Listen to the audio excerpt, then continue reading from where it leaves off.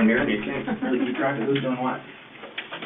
So yeah, like I said, I'm just going to go through for everything in this room is audio and video recorded first off. You okay with that? Oh, yeah. Okay. So I just want to go through, like I said, a couple formalities, cover a few little things off, things that I have to do on my end that I need to do, and things that I just want to tell you and make sure that we're all on the same page before we get going. Okay. Okay. So first off, today is Wednesday, October the 5th, 2016, and on my phone right now, we'll just use that as a time reference. It's 5:14. Okay. So 17:14. We'll just use that as a start time of our conversation here today. Again, my name is Nathan Hergott with the Woodstock Police Service. I currently work in our crime unit. Okay. And we met a short time ago in downtown Toronto, correct? Yes. Right. Yeah. So we came to a facility where you've spent the last few weeks, from what I understand. Yeah. And we met with Dr. Khan and his team of associates, and I believe you're under his care for the last little while, correct? Yeah, the last 3 weeks. Okay. And the process, how we got here basically is kind of offered you a ride back, and so we could have this conversation, and you gracefully accepted, and off we went down the 401, or the Gardner, the QW, and the 403, and here we are, right? So just to make it clear for whoever might watch this in the future, we didn't force you to come with us, we didn't shove you in the car and off we went kind of thing. You did it on your own free will, and you accepted it on your own decision making. Is that correct? Yep. I had a nap, and you even let me try to give money to the homeless people. So. There you go. I remember all that. So I know I read you a few things before, as we were kind of just cruising down Spadina there, and I know you've been read this many times, but it's just things that we need to just reiterate and make sure that you're clear and comfortable with having this conversation today. Okay. Okay. Like I said, based on our investigation, there could be some pretty serious criminal charges that result of our investigation. Okay. So having said that, if you wish to speak to a lawyer at any time, I don't want you to hesitate. We can make it happen whenever you like. So whether it's now, 5 minutes from now, an hour from now, or 3 days from now, whatever the case may be. We're not going to be asking questions for 3 days, are we? I hope not. I hope not. I'm just saying that any time that you want to speak to a lawyer, that you're kind of in our company, or whatever the case may be, you let us know, and we can make that accommodation for you. Does that make sense? Yeah. Okay, because in your position as a Canadian citizen, you're entitled to have free legal advice from a legal aid, duty counsel lawyer, a lawyer of your choice, whoever you like. Okay. Make sense? Yeah. Okay. And like I said, because there could be some criminal charges that the result of our investigation. Right. Okay. Also, and I know you've read this many times before, that you may be charged with many criminal offenses, and you don't have to say anything in answer to the charges that you face. But if you wish to do so, we're going to do that today. But whatever you do say could be used in court. So I know we had that conversation in the car on the way back to Woodstock, and I asked you to repeat it in your own words, and you kind of gave us a few of describing it in your own vocabulary. As you said something like, it's not Vegas. What happens in the car on the way back doesn't necessarily stay in the car. Right? So same thing in this room. Anything that you say and everything that we talk about can be used as evidence at court. Okay? Okay. So kind of, to put it easily, the same rules apply. Okay? And if you've spoken to any other police officers, I know that you've dealt with the Toronto police officers. There was a couple officers in the car on our trip back here. If anyone's persuaded you or tried to push you into making a statement, whatever they said, I don't want that to influence you in any way. Okay? No, what I'm about to say, I'm giving up my own free will. Okay. All right. And I appreciate that. And we'll get moving forward. For another few things, and I know that we said this in the car, you are not under arrest right now. Okay. Okay, I want to make that very clear to you. Okay. Okay, you're not under arrest.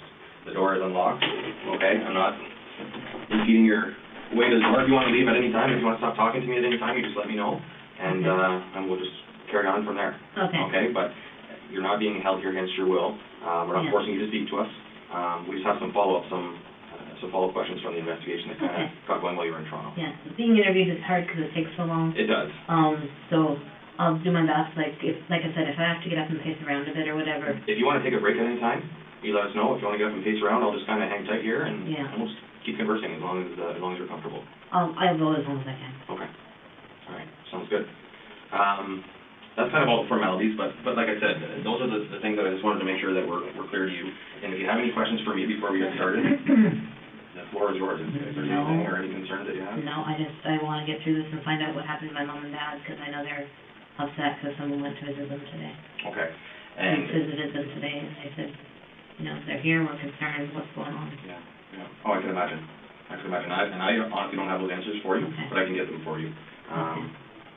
My role in this investigation so far has been not as in-depth as some of the other officers. Okay. But my task today obviously was to travel to Toronto and meet with you with my fellow coworkers. Yeah. And come back here and have a conversation. So that's kind of where I'm at right now. But I can definitely get those answers for you, and I don't want to upset any more people that need to be, especially your mom and dad. Yeah. And you should have bought blue tickets while you were there. You know what? If I could afford them for the playoffs, I probably would have. Yeah, that was exciting last night.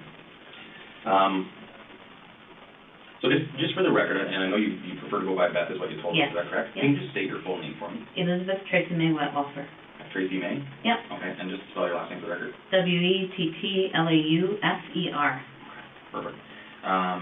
And Beth, the reason why we're here today is because we received some information back at the end of last week with regards to some information that was provided to the Toronto Police Service, which has led us into quite a bit of work, and leads us here today to speak to you with regards to kind of how this all started and follow up. But basically, I've watched your statement that you provided to Toronto.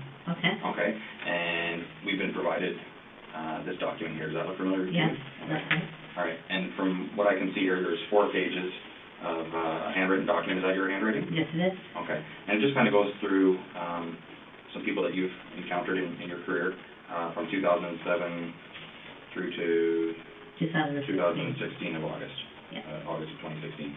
Okay, so that's kind of the focus of our investigation right now, is the information that you've put on these 4 pieces of paper. Yes. Okay, but before we get into that, I just want to kind of get an idea of your career and where you've been in your career and kind of how you got into things. And registered nurse.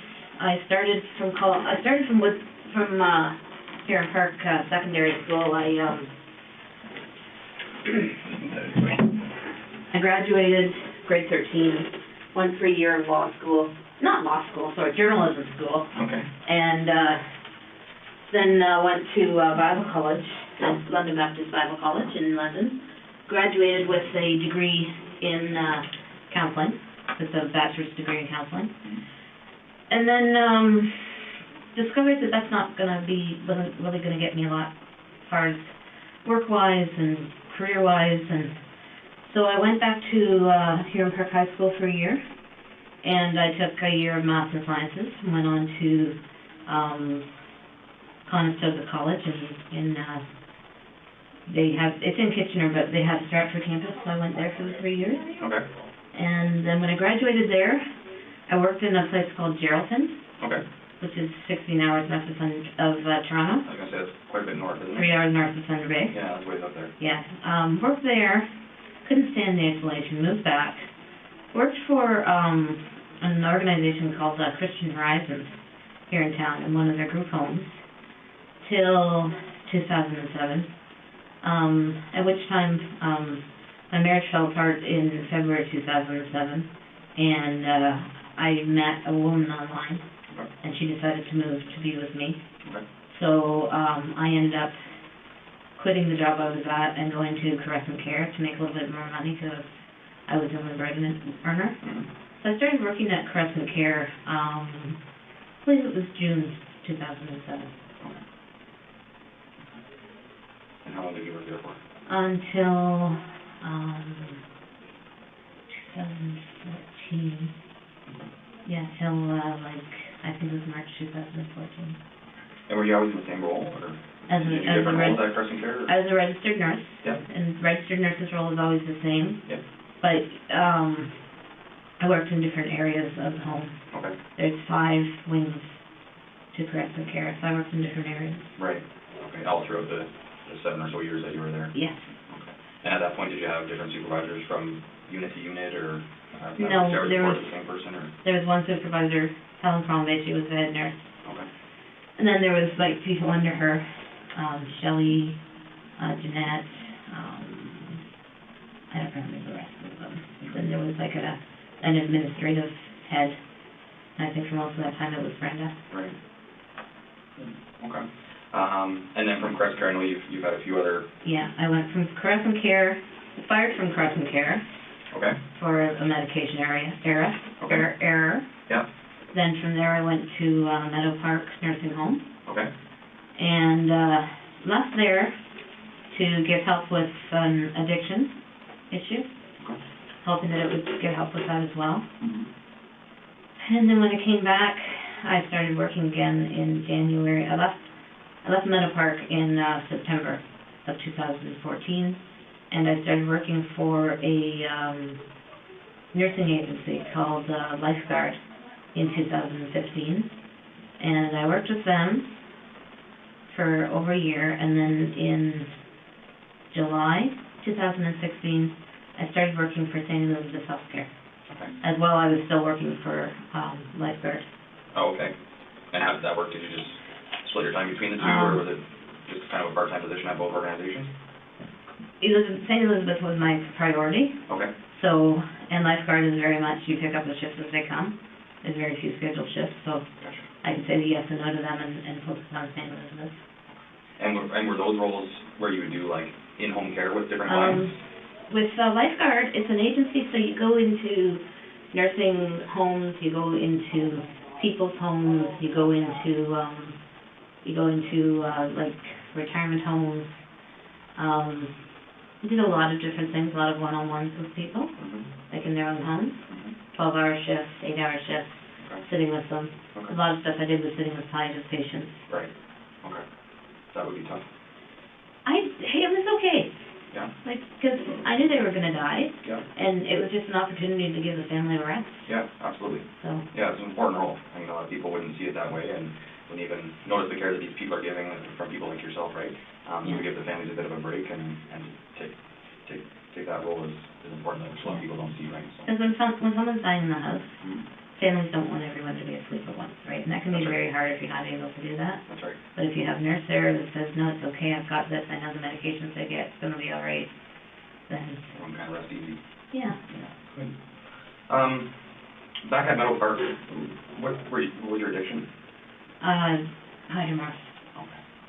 All right. Hydromorph. Okay. And how much were you using? And... I was a binge user, so I would use what I could get a hold of by stealing it from the patient. Okay. All right. And how would that work? Like, would it just be in their allotted medications, or would you have access to a card to feed your addiction? There's some in there allotted medications. Some of them had confusion, so they couldn't tell the difference between what pills you were giving them, so I'd give them a laxative instead of their Hydromorph. Okay. There was a lot of them had as needed, so it would be in a big card, and then they'd say, I would just punch out that, oh, Barney needed 2 of those today, and oh, Billy needed 3 of those today, when they really didn't. Okay. And that's how I would get a hold of it. Okay. Every once in a while, there was also a big drug holder, like a safe almost, that we would put the drugs in. Okay. Once, like if somebody died, and there were like 23 Hydromorph left, we'd slide the whole card into the drug holder. Well, if you picked it up and turned it upside down and shook it, you'd get drugs back out of it. Okay. So you had your ways? Yes. Yeah. Okay. And was that ever an issue with Stabler? Were you ever confronted, or did that go totally undetected for the time you were there? There was a time when Hydromorph was delivered to the home, and it didn't get put away right away by the person who should have. And so I took the Hydromorph and put it in my bag and took it home, and it wasn't discovered for months. Okay. And so I just played dumb. When the police told me about it, I played dumb. Yeah. And that was that? Yeah. Okay. So as a binge user then, like how much would you be using on a, I mean obviously you wouldn't use it on a daily basis if you were binge using, but like how long did the addiction last for? Oh, the addiction lasted from, I think it started in 2008. Okay. So to 2014, at which time I went away and got treatment at a treatment center. Okay. But then I started using again, probably January 2016, I started using again. Okay. And are you still using when you get your hands on them, or? No. I'm going to stop using alcohol as well. I have friends in AA, and I've got a very clear plan if I'm able to be out and about. Right.